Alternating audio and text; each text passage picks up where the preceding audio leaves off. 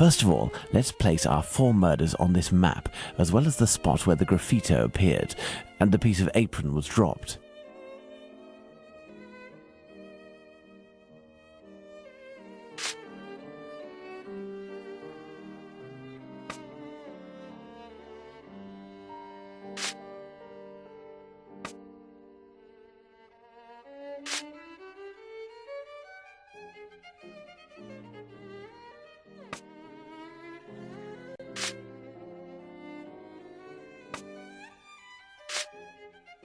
Perfect, Watson. Let's connect each crime scene to the one out of the others that is the furthest.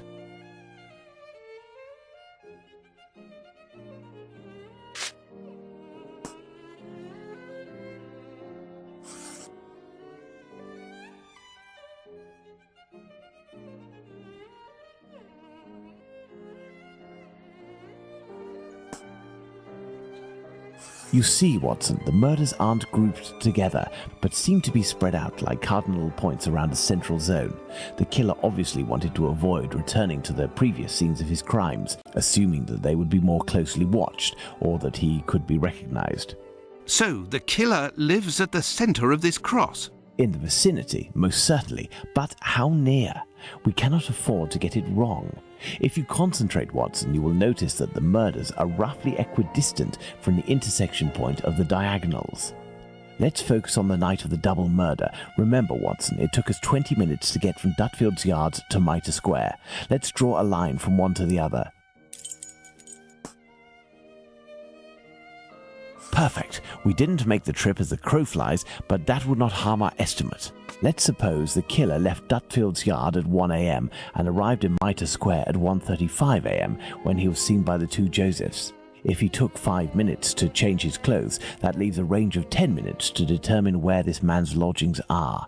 We must determine the area in which one can go from Dutfield's Yard to Mitre Square in less than half an hour.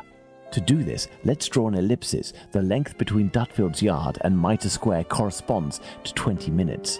By adding half, we get a distance of 30 minutes. By taking the 2 right segments, each starting from the 2 murder scenes, and which the sum of the lengths makes 30 minutes, we get our ellipses.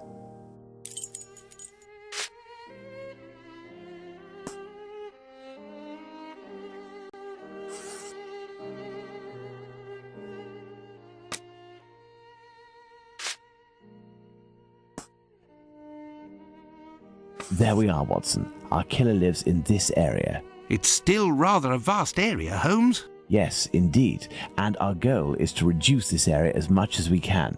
We must consider the fact that the murder at Mitre Square was committed under a certain amount of pressure, given that the killer knew he was wanted for the acts he committed not long before. We can assume that he had to do it in a safe zone, that is, an area not far from where he lives. This is especially true of an act such as the graffiti he carried out after 2 murders. Let's trace a circle around this point, with the distance separating it from Mitre Square as the radius. This will enable us to determine our killer's safe zone.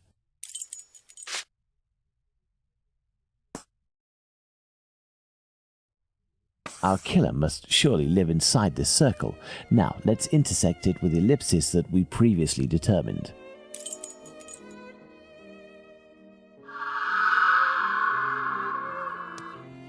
There we are, Watson, the Aldgate district. Shouldn't we inform the police so that they can concentrate their efforts on this area of Whitechapel?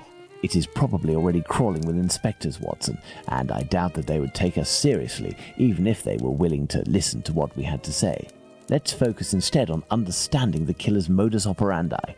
We know our murderer preys on prostitutes who are penniless, weak, sick, or alcoholic, that he distracts them the moment before killing them, and that he left an anonymous message inciting anti-Semitic hatred at the entrance of a building occupied by Jews. How would you describe this man? What a coward! Indeed, he is a person of great cowardice. Let's look at his murders, and in particular, the depredations on the corpses, putting aside that of Liz Stride, because on that occasion his work was left unfinished. If we recall the observations made on the victims and the parts that were mutilated or damaged on each of the bodies, without forgetting the fact that he also removed 1 or more organs, we can ascertain that our killer evolves during the course of the murders, cowardly and still evolving. And yet, look at the location of our first murder, that of Polly Nichols in Bucks Row. It is the most distant from the area our killer would appear to live. Perhaps this murder was preceded by another within the killer's area. I believe a cowardly killer would commit his first murder in an area close to his home in order to find refuge as quickly as possible on carrying out the act. Holmes, an idea just occurred to me that fills me with dread. This evolution of which you speak. He will pursue his next victim as long as the conditions permit him to continue killing Watson. But how could one go even further in this horror? Look at what he did to that woman, Catherine Eddowes. In order to avoid having to answer that question, we must act with haste and planning. Watson, I suggest you inform yourself on the mutilations sustained by the victims. We played with the idea that this could be an act of vengeance against prostitutes.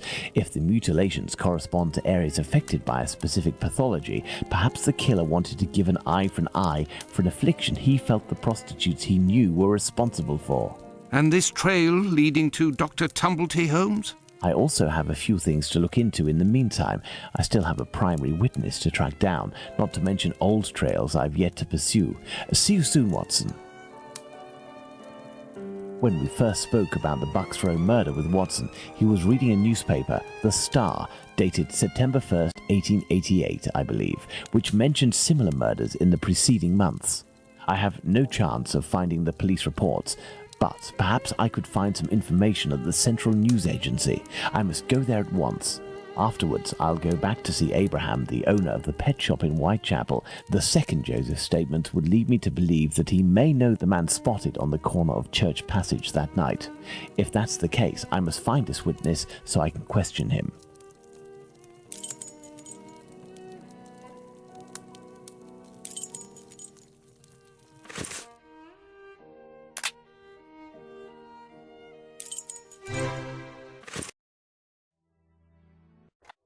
Ah, Bulling is there. It won't hurt just this once.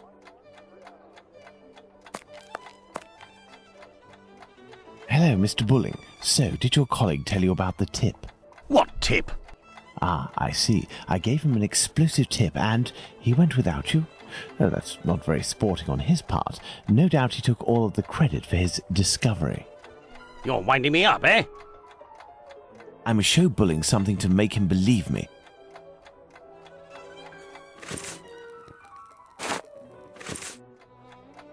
What do you want?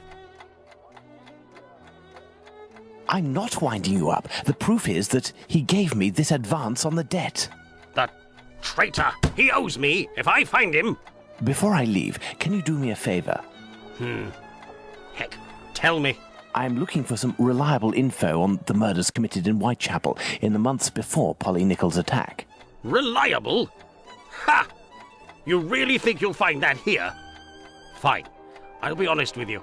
We have folders that group the dispatches from the current year into categories.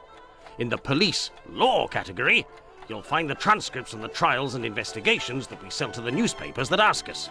Perfect. Sadly, I am out of time. I'll leave you to solve it, eh? You're the detective, aren't you?